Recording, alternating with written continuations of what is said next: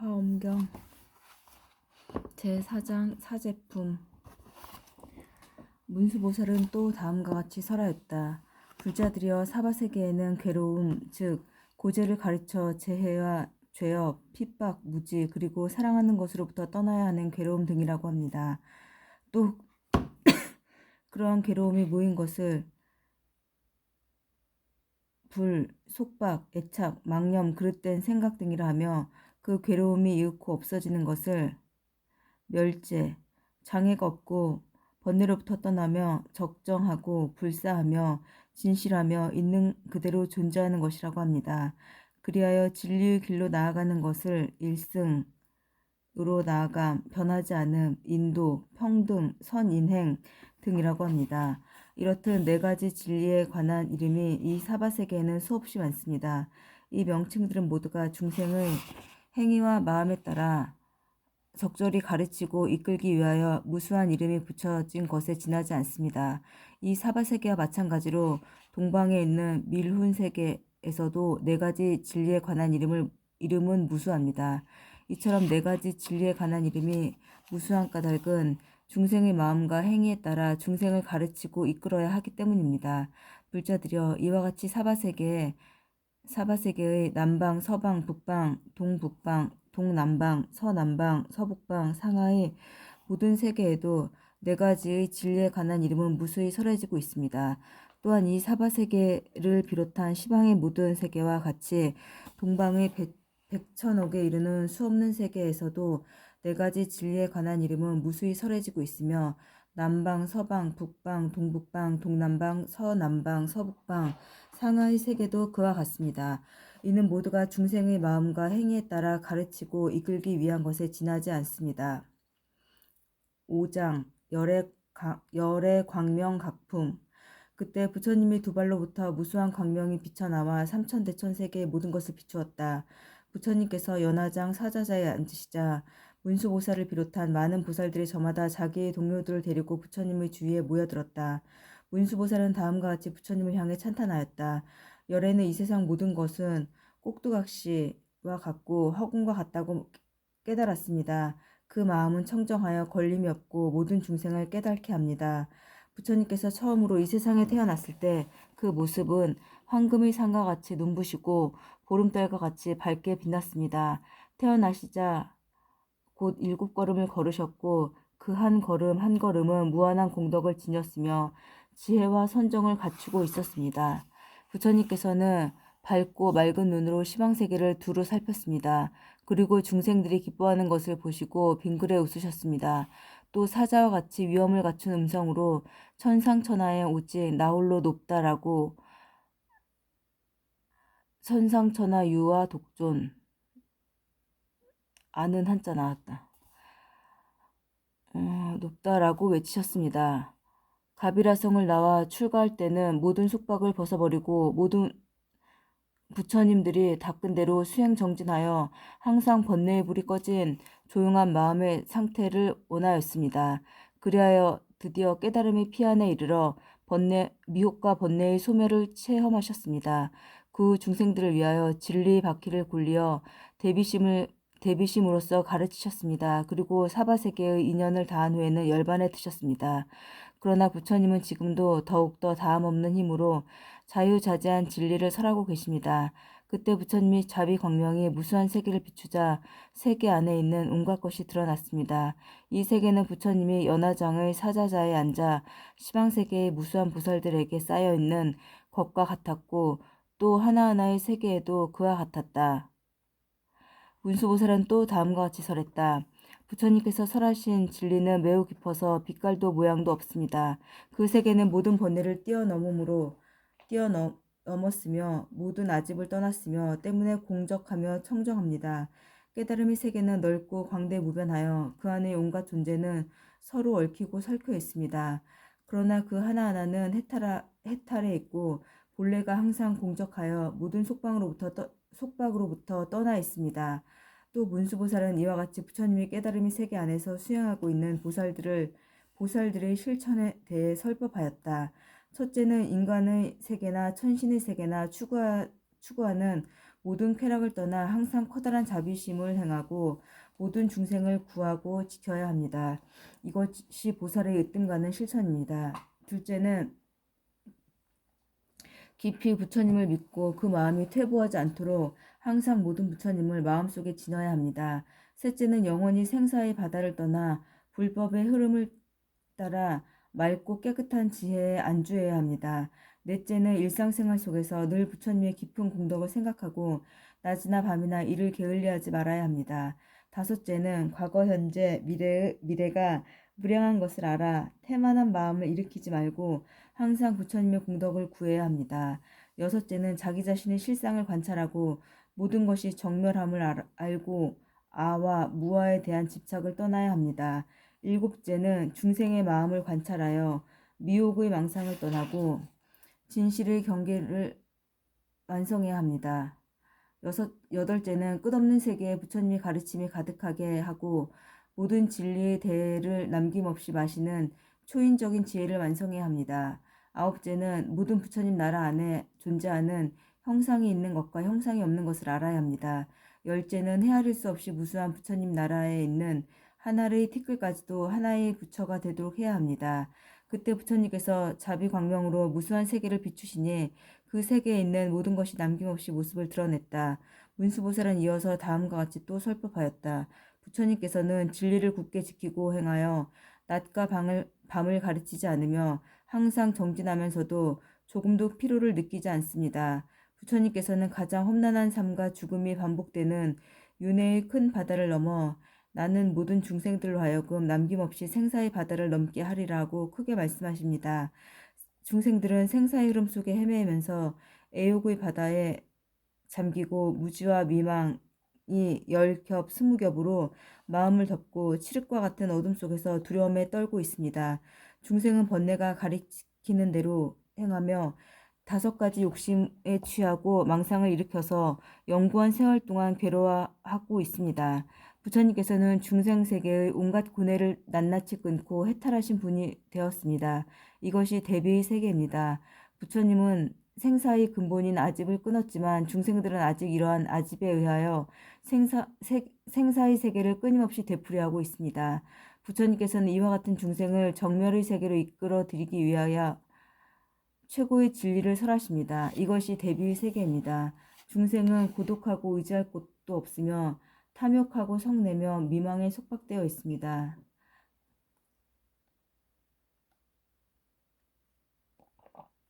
중생이 항상 이와 같이 번뇌의 불길에 타고 있는 것을 보시고 부처님께서는 이 고뇌로부터 중생을 구하리라 서원하십니다.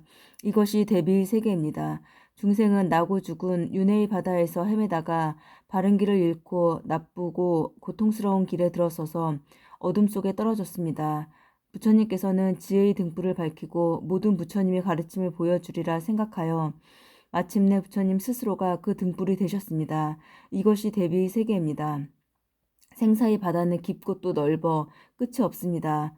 중생은 여기에 빠져서 표류하고 있습니다. 부처님은 진리의 꺼다란 배를 만들어 남김없이 중생을 태우고 생사의 바다를 건너주십니다. 이것이 대비의 세계입니다. 부처님의 깊은 가르침을 듣고 믿어 의심치 않게 하며 정멸의 세계를 관찰하되 두려운 마음을 갖지 않게 하며 어떠한 근기의 중생과도 동화하여 적절한 방편으로서 해탈의 길로 이끄십니다. 그러므로 부처님께서는 사람과 하늘의 스승이십니다. 헤아릴 수 없는 시간의 흐름을 한 생각 사이에서 관찰하여 보면 오는 것도 가는 것도 없으며 현재도 또한 머물러 있지 않습니다. 이는 그대로의 실상에 따라서 잘 판별하고 그것을 알며 궁극의 모습을 체득하면 부처님의 자유자재한 힘을 얻어 시방의 모든 세계를 볼 수 있습니다. 부처님께 공양하고 모든 것을 잘 참아내는 지혜를 닫고 깊은 선정에 들어 진실한 가르침을 관찰하고 모든 중생으로 하여금 기쁜 마음으로 부처님을 향해 나아가도록 해야 합니다. 만약 이와 같이 가르침을 행하면 보살은 최고의 깨달음을 빨리 도달할 수가 있습니다. 시방의 모든 부처님께 가르침을 묻고 받들어 그 믿는 마음이 물에 가득 찬 것 같이 항상 움직이지 않아 물러서지 않으며 일상생활 속에서 부처님의 공덕을 갖추고 모든 사물은 있는 것도 아니고 없는 것도 아니라는 것을 깊이 체득해야 합니다. 이와 같이 바르게 관찰하면 보살은 진실하게 부처님을 받들어 모실 수가 있습니다. 6장 보살 명남품. 문수보살은 첫 번째로 각수보살에게 물었다. 불자여, 마음의 본성은 하나임에도 불구하고 어찌하여 이 세상은 여러 가지 차별이 있습니까? 행복한 사람이 있는가 하면 불행한 사람이 있고, 사지가 완전한 사람이 있는가 하면 불구자도 있으며, 용모가 단정한 사람이 있는가 하면 보기 싫은 사람도 있습니다. 괴로워하는 사람이 있는가 하면 즐거워하는 사람도 있습니다. 또 자신의 세계를 반성하여 보면 업은 마음을 알 수 없고 마음은 업을 알지 못합니다. 감각은 그 결과를 알 수 없으며 결과는 감각을 알지 못합니다. 마음은 감각을 알지 못하며 감각은 마음을 알지 못합니다. 이는 연을 알지 못하며 연은 인을 알지 못합니다. 이에 대하여 각수보살은 다음과 같이 대답하였다. 중생을 교화하기 위하여 그대는 이 문제를 잘 물었습니다. 나는 세계가 있는 그대로의 모습을 설하고자 합니다. 잘 듣도록 하십시오. 모든 것은 자성을 갖지 아니합니다. 그것이 무엇인가 묻는다 하여도 체득할 수가 없습니다. 따라서 어떠한 것이라도 서로 알고 있지 않습니다. 예를 들면 냇물은 흐르고 흘러서 끝이 없으나 그 물 한 방울 한 방울은 서로 알 수 없는 것과 같이 모든 것도 그러합니다. 또 큰 불은 타올라 잠시도 쉬지 않지만 그 속에 있는 불꽃들은 서로 알지 못합니다. 그와 같이 모든 것은 서로 알지 못하는 것입니다.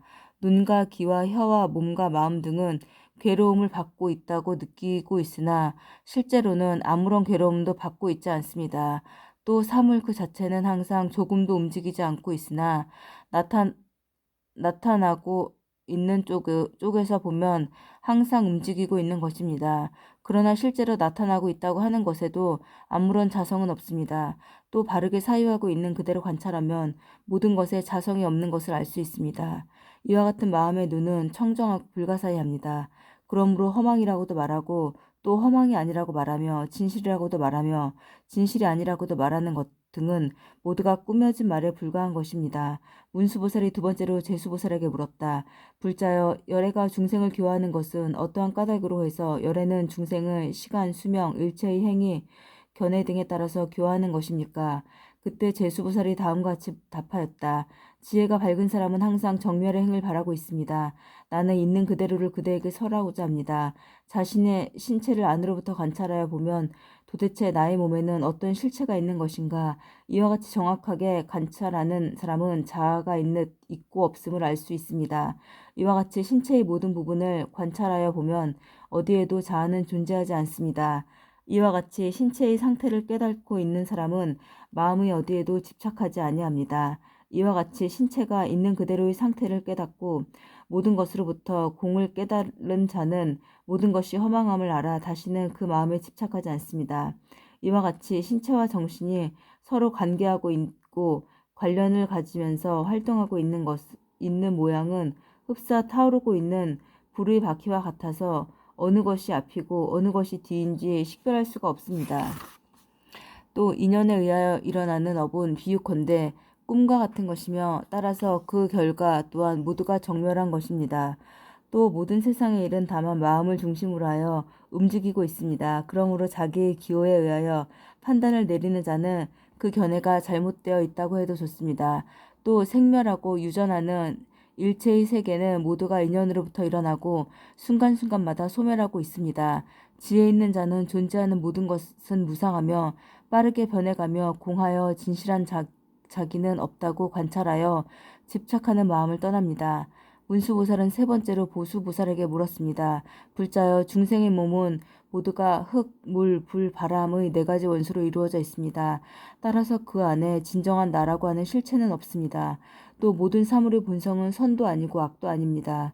그럼에도 불구하고 어떠한 까닭으로 중생에게는 괴로움과 즐거움이 있고 선과 악이 있으며 모습이 단정한 자와 추악한 자가 있습니까? 그때 보수보살은 다음과 같이 답하였다. 저마다 행하는 업에 따라서 과보를 받고 있는 것이며 그 행하는 실체는 존재하지 않습니다. 이것이 모든 부처님께서 설하신 가르침입니다. 예를 들면 밝은 거울에 비치고 있는 영상이 여러 가지이듯 업의 본성도 그와 같습니다. 혹은 식물의 종자는 서로 알지 못하는 사이에 싹을 내는 것과 같이 업의 본성도 또한 그와 같습니다. 또 많은 새들이 저마다 다른 소리를 내는 것과 같이 업의 본성도 또한 그와 같습니다. 또 지옥에서 받는 괴로움을 밖에서 별도로 오는 것이 아닌 것과 같이 업의 본성도 또한 그와 같습니다. 문수보살은 네 번째로 덕수보살에게 물었다. 불자여, 부처님에게 깨달은 진리는 다만 하나입니다. 그럼에도 불구하고 어떠한 까닭으로 부처님은 무량한 법을 설하고 무량한 소리를 내며 무량한 몸을 나타내는 것입니까? 또 초인적인 힘에 의하여 나타나는 여러 가지 이변을 무량하게 보여서 무량한 중생을 교화하는 것입니까? 더욱이 법성 안에서 이와 같은 차별을 구한다면 얻을 수 없는 것이 아닙니까? 그때 덕수보살은 다음과 같이 답하였다. 불자여, 그대의 질문은 실로 의미가 깊습니다. 지혜 있는 사람이 이것을 깨닫는다면 항상 부처님의 공덕을 구할 수 있을 것입니다. 예를 들면 돼지의 본성은 하나이면서도 모든 중생을 저마다 안주시키고 있고, 그러면서도 돼지 자신은 아무런 분별도 하지 않습니다. 모든 부처님의 법도 또한 이와 같습니다. 또 불의 본성은 하나이면서도 모든 것을 태워 없애지만 불 자신에게는 아무런 분별도 없는 것과 같이 모든 부처님의 법도 또한 그와 같습니다. 또 큰 바다에는 무수한 강물이 흘러 들어가고 있지만 그 맛에 있어서는 조금도 변함이 없는 것과 같이 모든 부처님의 법 또한 그와 같습니다. 또 바람의 본성은 하나이면서도 일체의 것을 날려보냅니다. 그러나 바람 그 자체에는 아무런 변함이 없는 것과 같이 모든 부처님의 법도 또한 그와 같습니다.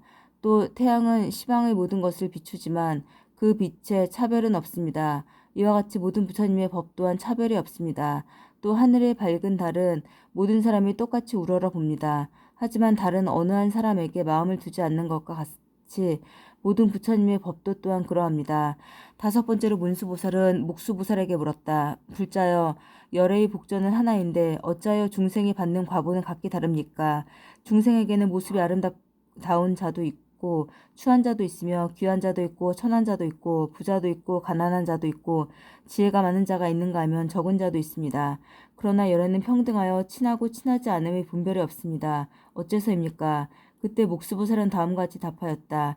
예를 들면 돼지는 하나입니다. 친하고 친하지 않음이 없습니다. 그러나 여러 가지 식물의 싹을 트게 하는 것과 같이 복전 또한 그와 같습니다.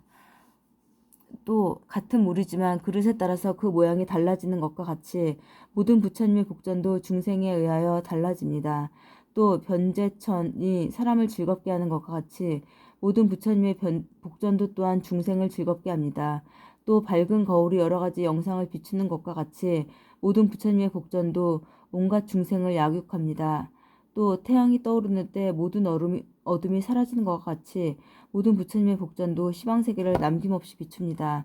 문수보살은 여섯 번째로 진수보살에게 물었다. 불자여, 부처님의 가르침은 하나이면서도 가르침을 들은 중생은 어찌하여 똑같이 번뇌를 끊을 수가 없습니까?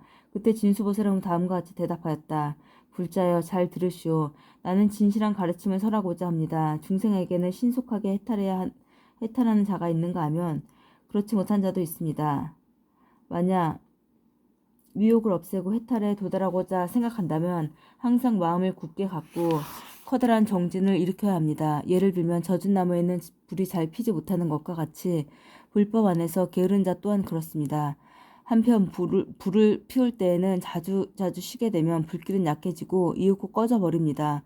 게으른 자도 이와 같습니다. 결국 게으른 자가 불법을 구한다고 하는 것은 눈을 감고 빛을 보고자 하는 것과 같습니다. 너무 찔린다. 게으른 자가 불법을 구한다고 하는 것은 눈을 감고 빛을 보고자 하는 것과 같습니다. 문수보살은 일곱 번째로 법수보살에게 물었다. 불자여, 중생 가운데는 불법을 듣기만 해서는 번뇌를 끊을 수가 없는 자가 있습니다. 불법을 들으면서도 탐욕을 일으키고 성내는 마음을 일으키며 어리석은 생각을 갖고 있는 것은 어떠한 까닭입니까? 그때 범수보살은 다음과 같이 대답하였다. 불자여, 다만 듣기만 하여서는 불법을 체득할 수가 없습니다. 이것이 구두의 진실한 모습인 것입니다. 예를 들면 아무리 맛있는 음식이 많이 있다 해도 입으로 먹지 않으면 굶어 죽는 것과 같이 다만 듣기만 하는 자도 또한 그와 같습니다. 또 온갖 약을 알고 있는 훌륭한 의사일지라도 스스로의 병을 고치지 못하는 것과 같이 다만 듣기만 하는 자도 또한 그와 같습니다. 또 가난한 사람이 낮과 밤을 가리지 않고 남의 보물을 세워도 스스로는 반푼조차도 갖지 못하는 것과 같이 다만 듣기만 하는 자는 그와 같습니다.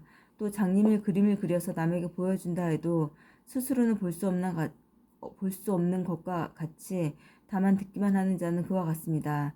또 물속에 떠다니면서도 물을 마시지 못하고 드디어는 목말라 죽는 사람이 있는 것과 같이 듣기만 하는 자도 또한 그와 같습니다. 문수보살은 여덟 번째로 지수보살에게 물었다. 불자여, 불법 중에서는 지혜를 제일로 삼는데 부처님께서는 어떠한 까닭으로 네 가지 한량없는 마음을 찬탄하는 것입니까? 이러한 법은 최고의 깨달음을 얻을 수 있는 것입니다. 그때 지수보살은 다음같이 대답하였다. 불자여, 잘 들으십시오. 과거, 현재, 미래의 부처님은 다만 한 법으로는 위없는 최고의 깨달음을 완성할 수가 없습니다. 다시 말하면 열애는 중생의 성질을 잘 알아서 그때마다 적절한 법을 설하고 있습니다. 탐욕하는 중생에게는 보시를 가르치고 바른 생활을 하지 않는 중생에게는 지계를 가르치며 성 잘 내는 중생에게는 인욕을 가르치고 게으른 중생에게는 정진을 가르치며 마음이 혼란하기 쉬운 중생에게는 선정을 가르치고 어리석은 중생에게는 지혜를 가르치며 사랑이 없는 중생에게는 자애를 가르치고 사람을 상해하는 중생에게는 자비를 가르치며 마음이 괴로운 중생에게는 기쁨을 가르치고 애욕이 강한 중생에게는 버리는 마음을 가르칩니다. 이와 같이 실천을 계속해 나간다며 이윽고 모든 진리를 깨닫게 될 것입니다. 아홉 번째로 문수보살은 현수보살에게 물었다. 불자여, 모든 부처님은 다만 일승에 의하여 생사를 초월하고 있습니다. 그럼에도 불구하고 일체의 모든 불국토를 관찰하여 보면 사정이 각각 다릅니다. 즉 세계 중생 설법, 초월, 수명, 광명, 신력 등 모든 조건이 같지 않습니다. 그렇다면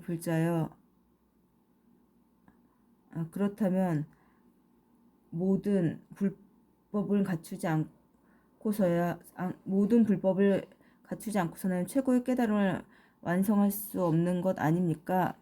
그때 현수보살은 다음같이 대답하였다. 문수보살이여, 불법은 변하지 않는 가르침입니다. 오직 한 법일 뿐입니다. 모든 부처님은 한 길에 의해서 생사를 초월하고 있습니다. 모든 부처님의 몸은 다만 하나의 법신이며 또 그 마음이나 지혜도 일심이며 하나의 지혜입니다. 그러나 중생이 최고의 깨달음을 구하는 방법에 따라서 설법과 교화도 달라집니다.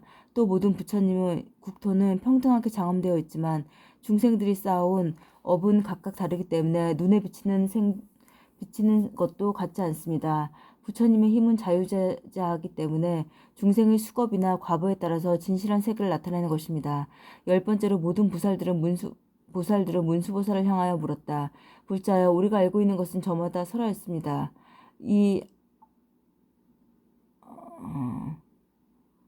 아무쪼록 다음에는 우리가 그 깊은 지혜에 의하여 부처님의 경계를 설하여 주십시오.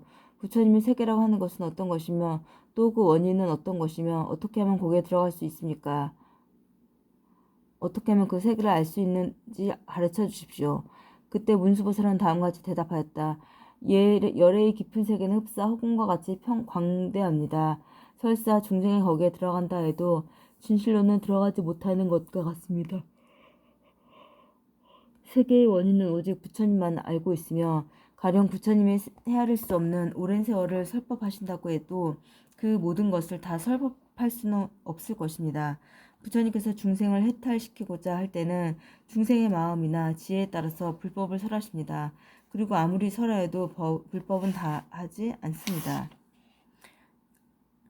이와 같이 부처님은 중생의 능력에 따라서 자유자재하게 설하며 무수한 중생의 세계에 들어가시지만 부처님의 지혜는 항상 맑고 고요합니다. 이것은 오직 부처님만의 세계인 것입니다. 부처님의 지혜는 과거, 현재, 미래에 걸림이 없으며 그 세계는 마치 허공과 같습니다. 부처님의 세계는 부처님 세계는 업도 아니고 번뇌도 아니며 정멸도 아닙니다. 또 의지할 곳도 없습니다. 그러나 평등하게 중생의 세계에서 활동하고 있습니다. 일체 중생의 마음은 과거, 현재, 미래 안에 있고 부처님은 단 한 생각만으로 중생의 마음을 낱낱이 분명하게 압니다. 문수보살이 이와 같이 설했을 때 부처님의 신통력에 의하여 이 사바세계에 있는 모든 중생의 수겁과 신체, 능력, 지계 등의 각기 다른 형태가 나타났다. 그리하여 마찬가지로 시방의 무량무수한 세계에 있는 중생의 차별도 분명하게 나타났다. 제7장 정행품. 그때 지수보살이 문수보살을 향하여 말하였다. 불자여, 보살은 어떻게 하면 청정해지며 사물의 영향을 받지 않고 청정한 몸과 말과 뜻, 삼업을 얻을 수 있겠습니까? 또 보살은 어떻게 하면 지혜를 완성하고 두려움을 모르는 믿음을 가져도 구두의 결의를 굳게 할 수 있습니까? 또 보살이 가장 뛰어난 지혜와 불가설의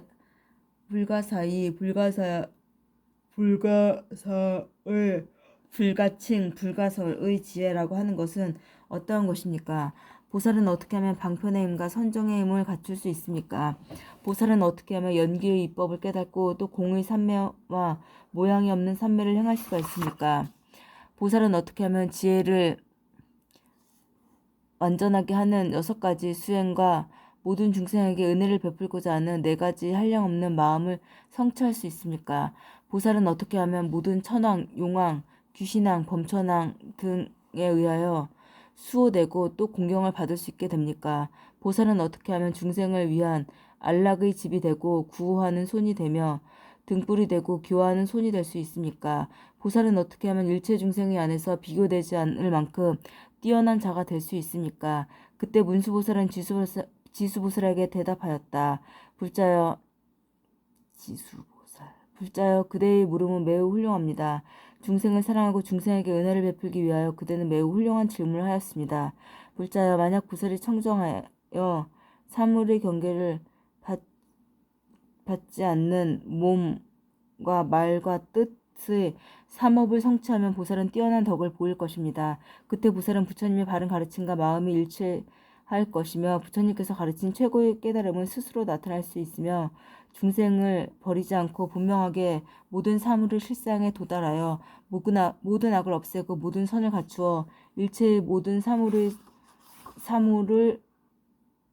자유자재하게 될 것입니다. 불자여, 보살이 청정하여 사물의 영향을 받지 않는 몸과 말과 뜻의 삼업을 성취하여 모든 것에 뛰어난 덕을 얻는다고 하는 것은 무엇인가 하면 다음과 같습니다. 보살은 마땅히 이렇게 원을 세워야 합니다. 즉, 보살이 집에 있을 때에는 집에서의 온갖 고난을 버리고 인연이 공함을 체득해야 합니다. 부모를 섬길 때에는 양친께서 커다란 안심을 얻을 수 있게 해야 합니다. 처자와 건속이 모였을 때는 원수든 아니든 모두 평등하게 대하며 애욕의 탐착으로부터 떠나야 합니다. 5가지 욕망을 만났을 때에도 탐욕과 미혹을 버리고 덕이 갖추어지도록 해야 합니다. 음악이나 춤을 감상할 때는 최고의 진리에 접한 기쁨을 얻어 모든 것을 환상과 같은 것이라고 깨달아야 합니다. 침실에 있을 때에는 애욕을 떠나서 맑은 경지에 나아가야 합니다. 아름다운 옷을 입을 때에는 거기에 집착하는 마음을 버리고 진실한 세계에 이르도록 해야 합니다. 높은 곳에 올랐을 때에는 불법의 높은 곳에 오른다고 하는 생각으로서 모든 것을 보아야 합니다. 타인에게 보시할 때에는 모든 집착을 버리고 밝은 마음으로 보시를 하고 법회에 참석하였을 때에는 깨달음을 성취하여 모든 부처님의 법회가 되도록 노력해야 합니다.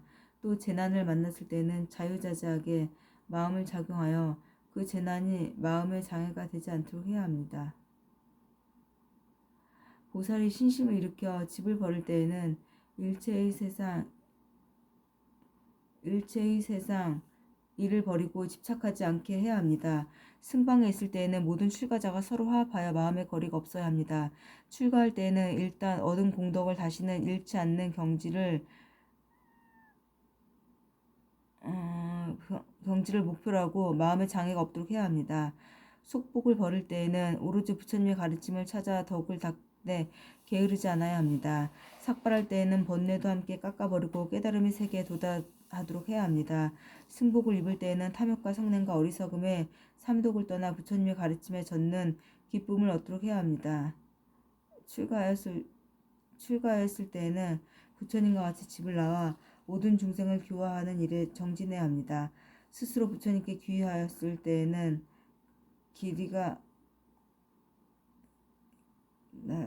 쉬었을 때 출가했을 때는 부처님과 같이 집을 나와 모든 중생을 교화하는 일에 정진해야 합니다. 스스로 부처님께 귀화했을 때에는 진실한 길을 체득하고요. 최고의 깨달음을 향한 마음을 일으켜야 합니다. 스스로 부처님의 가르침에 귀화했을 때에는 깊이 부처님의 경전을 배워서 큰 바다와 같은 지혜를 얻어야 합니다. 스스로 부처님과 부처님의 가르침을 믿고 받들어 행하는 승단에 귀화했을 때에는 모든 중생을 받들어 화합하게 하여야 합니다. 몸을 바로 하여 단정하게 앉을 때에는 어떠한 망상에도 걸리지 않도록 해야 합니다. 결과부자하고 앉았을 때에는 진리를 구하는 마음을 굳게 하여 흔들리지 않아 깨달음의 경지를 얻어야 합니다. 마음을 조용하게 통일한 상태에 들었을 때에는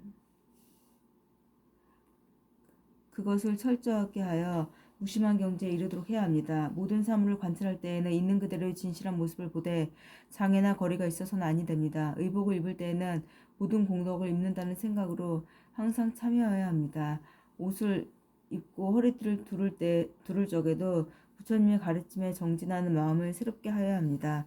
손에 양치라는 도구를 들었을 때에는 마음에 부처님의 가르침을 얻었으니 천천히 청정하게 되어야 합니다. 대소변을 볼 때에는 모든 더러움을 없애고 탐욕과 성냄과 어리석음의 삼독을 버리도록 하여야 합니다. 물로 손을 씻을 때에는 그 깨끗한 손으로 부처님의 가르침을 받도록 해야 합니다. 입을 열어 말할 때에는 청정한 가르침을 향하여 회탈을 완성하도록 하여야 합니다. 길을 갈 때에는 청정한 진리의 세계를 밟고 나아가 마음의 장애인 번뇌를 없애야 합니다. 올라가는 길을 보고 있을 때에는 드높은 경지에 올라서 삼계를 초월하여야 합니다. 내려가는 길을 보았을 때는 부처님의 법수 깊숙이 내려가도록 노력해야 합니다. 험한 길을 보고서는 인내의 약도를 버리고 사견으로부터 떠나도록 해야 합니다. 바른 길을 보았을 때에는 마음을 정직하게 하고 거짓이 없도록 해야 합니다. 커다란 나무를 볼 때에는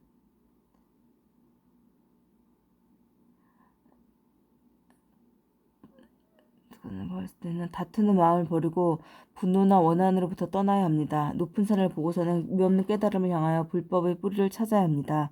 가시밭을 보았을 때는 삼독의 가시를 빼내버리고 상처 입은 마음을 없애야 합니다. 부드러운 과일을 보았을 때는 불도의 큰 실천을 일으켜 위없는 결과를 거두도록 해야 합니다. 흐르는 물을 보았을 때는 정법의 흐름을 타고 부처님 나라의 대해에 나아가도록 하여야 합니다. 우물을 보았을 때에는 다함 없는 가르침을 마시고 위없는 덕을 갈무리해야 합니다. 골짜기에 흐르는 물을 보고서는 원주와 때를 씻고 밝은 마음이 되도록 하여야 합니다. 다리를 보았을 때는 불법의 다리를 만들어 쉼없이 사람들을 깨닫음의 저 언덕으로 떠나가게 하여야 합니다. 즐거운 사람을 보았을 때는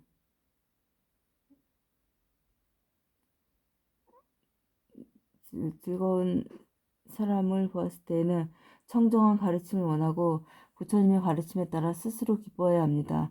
또 굶주린 자를 보았을 때는 미혹을 떠나서 마음을 일으키고 괴로워하는 사람을 보았을 때는 모든 괴로움을 없애주는 부처님의 지혜를 얻어야 하며 건강한 사람을 보았을 때는 금강과 같이 부서지지 않는 법신에 이르고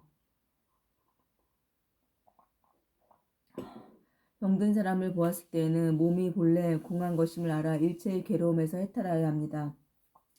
은혜를 갚는 사람을 보았을 때에는 항상 모든 부처님과 모든 보살의 은덕을 생각하고 출가한 사람을 보았을 때에는 청정한 불법을 얻어 모든 악을 떠나야 합니다. 고행을 하는 사람을 보았을 때에는 몸과 마음을 굳게 갖고 불도에 정진하여야 합니다.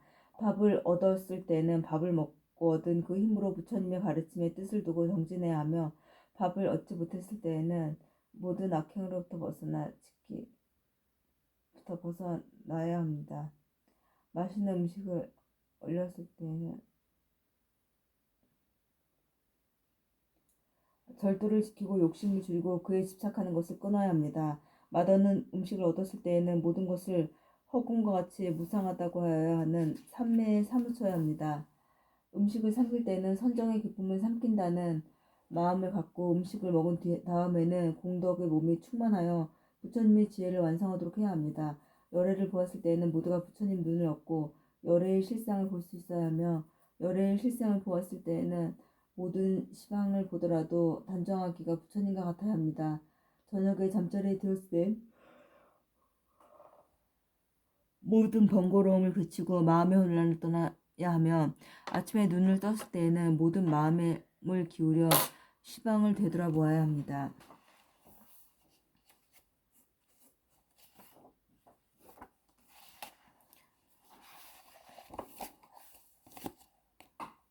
오늘은 여기까지.